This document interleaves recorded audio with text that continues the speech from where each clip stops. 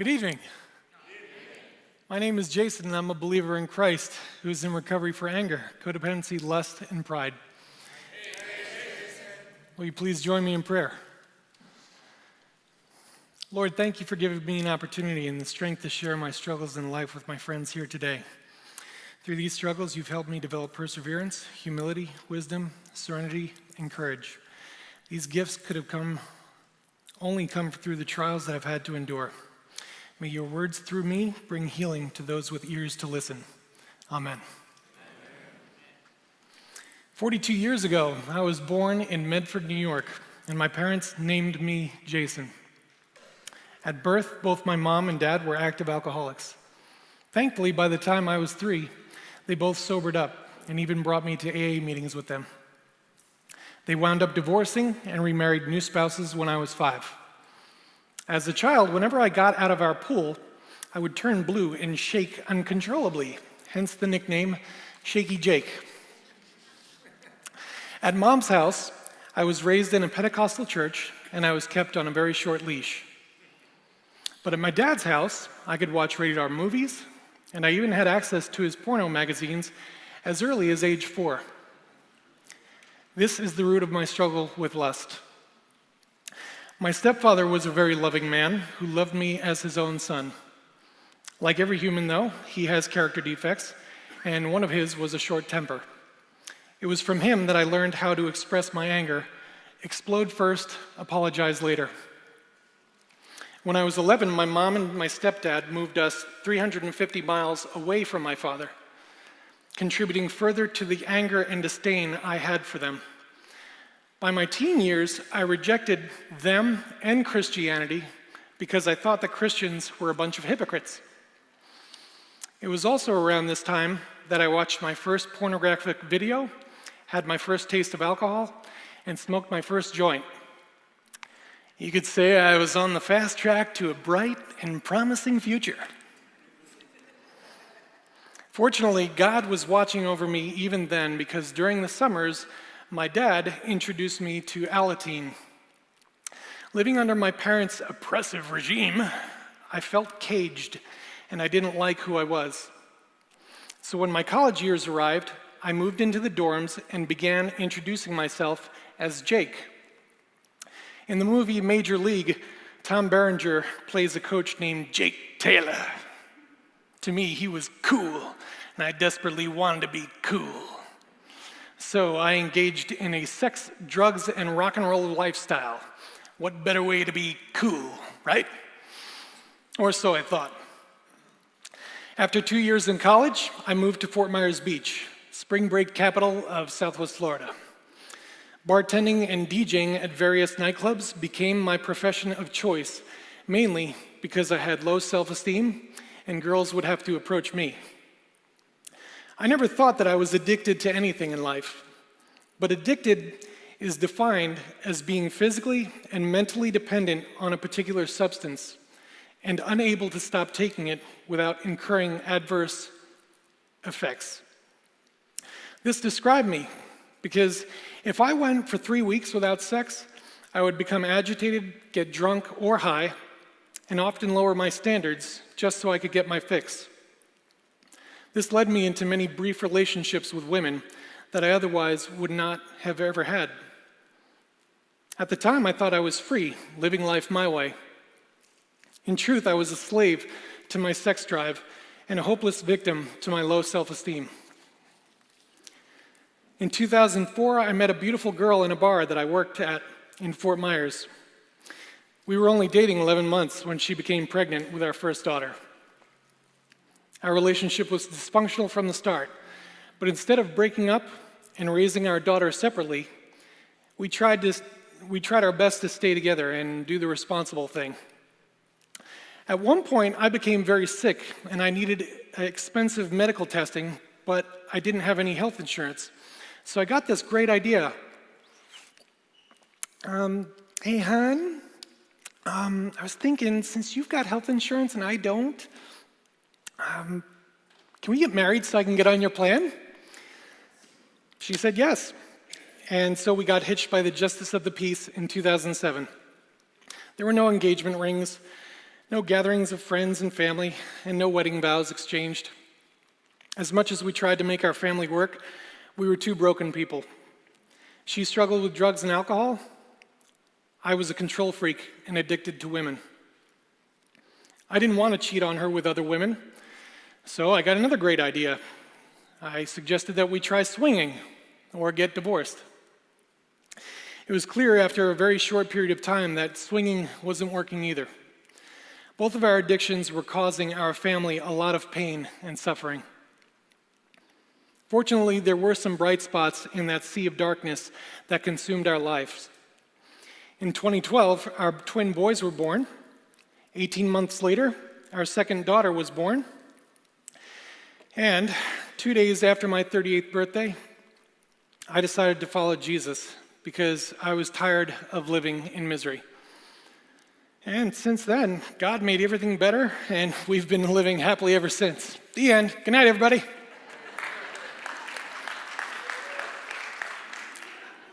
I'm kidding, clearly.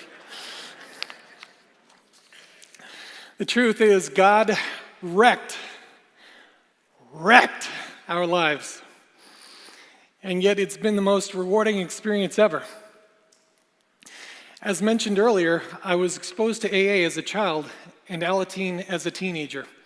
In my 20s and 30s, I went to a couple of Al-Anon meetings, but my recovery didn't truly begin until I started working the steps in Celebrate Recovery in 2014. I thought maybe you could teach me how to control my wife's addiction. Instead, you told me to keep the focus on myself. Thanks for that one.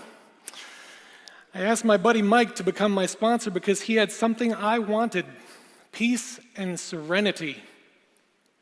As I progressed through the steps with him, I had to admit for the first time that maybe my thinking was broken and that I didn't have all the answers. Not an easy task for an arrogant person like me.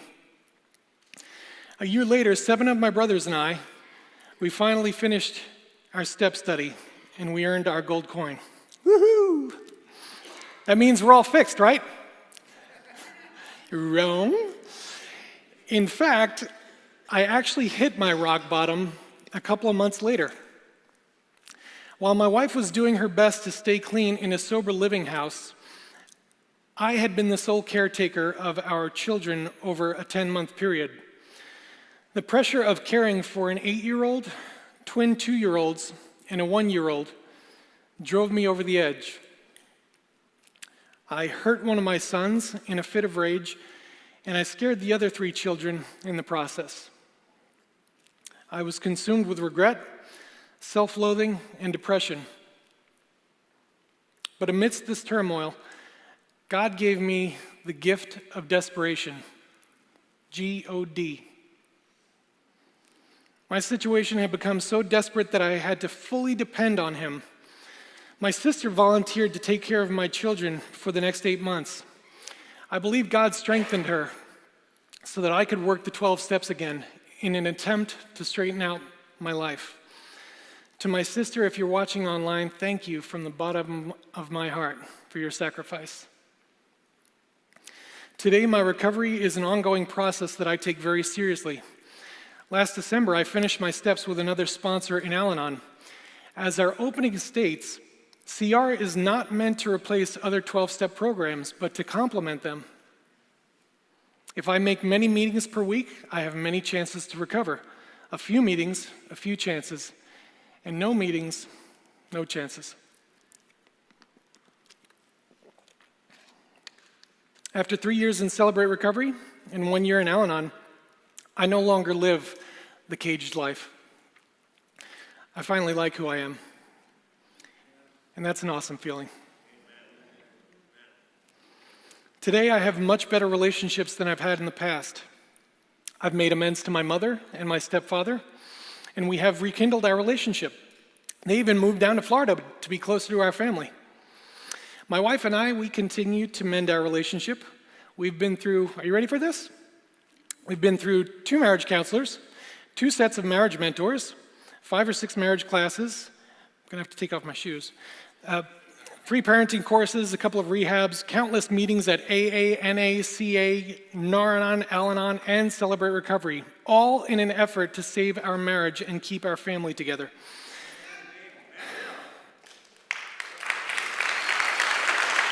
I'm going to take a drink.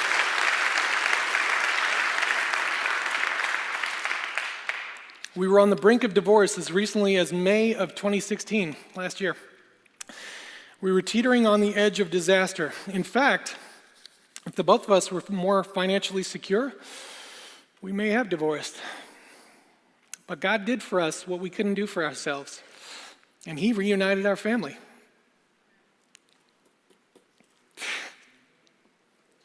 Told you I'm not going to cry. Jocelyn moved back in with me in June of last year, and my children moved back in with us a month later. I couldn't be prouder of the woman that she is today and is yet to become. But if any of you have preconceived notions of her from what I've told you when I was mentally ill, I'm asking you to forgive me for character assassination and to give her another chance to get to know her. She's a child of God, a person of worth, and I can't imagine going through life together with anyone else. The success of our relationship completely depends on Jesus at the center of our marriage. He's the reason we're still married today, the only reason.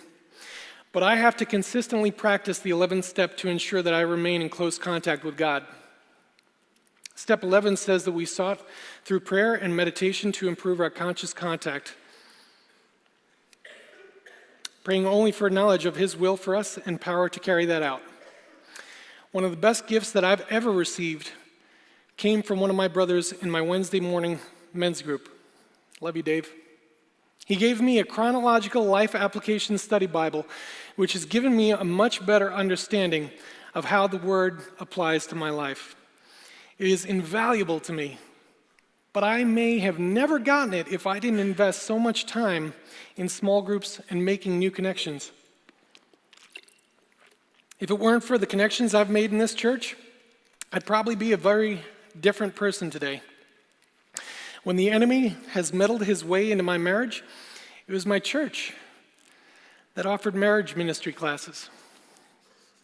When I was strapped for cash, trying to feed my family, it was my boss who would give me inexplicable bonuses and my brothers in Christ who'd send me anonymous checks in the mail. When I was riddled in debt, it was my church that offered Financial Peace University and helped me pay off my last debt.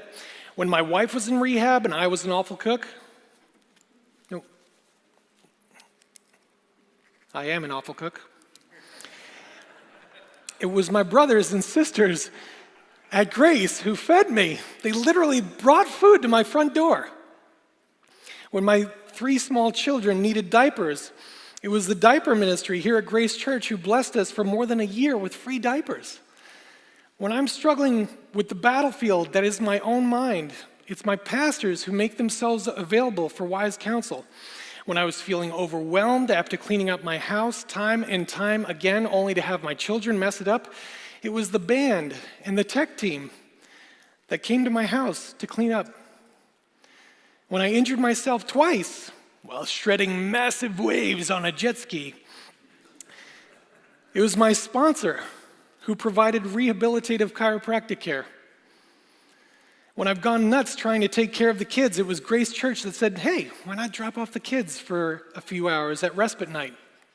When I sought to learn and serve more in this ministry, it was Grace Church that paid for me to go to the Celebrate Recovery Summit.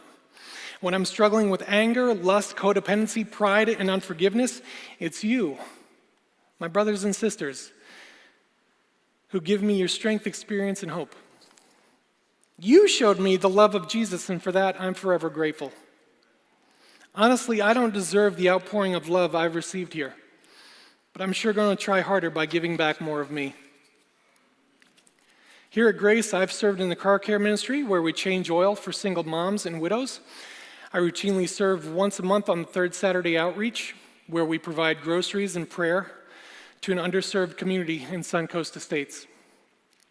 I'm currently facilitating a step study here on Friday nights at CR with 4 other courageous men of God who I pray will experience God's miraculous healing. I began asking my brothers to call me by my God-given name, Jason, which means healer, in hopes that God can bring healing to hurting souls through me. I continue to chair meetings at my Al-Anon groups, and I have made myself available to sponsor other men. I do all of these things because I want others to experience the same kind of love that all of you and God have poured out over me over the years. Many of you know that one of the ways in which I love to serve most is by using the gift that God gave me in music. And while I would love to reunite with this awesome band up here, Proverbs 19:21 reminds me that many are the plans in a person's heart, but it is the Lord's purpose that prevails. I don't know exactly what the Lord's purpose is for me, but I imagine it entails spreading the good news about eternal salvation for all those who believe that Jesus died on the cross for their sins. And I promise you, I will do that with great joy in my heart. If you're struggling today, you can learn to overcome your demons when you let Jesus take the wheel. If you humble yourself before the Lord, He will lift you up. Now, humility is not something that I can preach on because it doesn't come easy to me. Shocker, I know. We used to sing a song here, and it was called Be Lifted High, which goes like this: I lay down my rights, lay down my life. I will abandon all of my pride. All. Focus my eyes away from myself. You become greater, I become less. I had to confront my prideful thinking with this idea that maybe, just maybe, if I lay down my pride, God could begin transforming me from the inside out. What a concept. A person's mind is a lot like a parachute. It only works if it's open. To overcome my pride and arrogance, I must keep an open mind. I must remain teachable, and I must practice humility. When I meditate on these lyrics, God consumes a larger part of me, and I'm a much kinder, gentler person. And if you let Him, He'll consume a larger part of you too. The question is, are you ready to let Him in? I can completely understand if you're resistant to surrendering your life to God. After all, I fought Him for 22 years, and like I mentioned earlier, I believe the church was full of a bunch of hypocrites. And guess what? We are. And you know what else? We've got room for one more. Being a Christian does not make us perfect. It makes us forgiven. But we've also got to be willing to turn from our sinful ways. By the way, I'm not saying that I'm the poster child for recovery. No. 5 days a week, I work from home, sitting in front of a computer, all alone. No one else would ever know if I gave in to temptation except for God and I. There are times when I literally have to push myself away from the desk and run the other direction. At other times, I still lose my temper or I try to control my wife. She'll tell you. And I can be judgmental. So please don't consider me as a role model. I'm just one beggar trying to show another beggar where to find bread. Jesus is our one true role model. He is the bread of life. And without the bread of life, I'm toast. If you are anything like I was, you may be wishing for a charged life, less misery, better behaved children, perhaps a more lucrative career. Maybe you just wish you could like yourself. I know how you feel. I was there. My experience in these rooms of recovery has taught me that if I want to live life to the fullest, I need more than a wishbone. I need some backbone. Life didn't get any better until I had the backbone to begin working the steps. So my friends, if you're struggling today, I pray that God gives you the gift of desperation. I pray that you're ready to work the steps, but beware. The 12 steps are a fact-finding, fear-facing, ego-deflating, character-building journey into self-discovery. But take heart, because there's strength in numbers. Recovery is a we program. It's not a me program. I could not have had a spiritual awakening without my sponsors, small groups, and stepbrothers. This program is best practiced with others in community. When I changed my thinking from I to we, my illness became wellness. What has ensued is a life-changing process that I wouldn't change for the world. Thank you very much.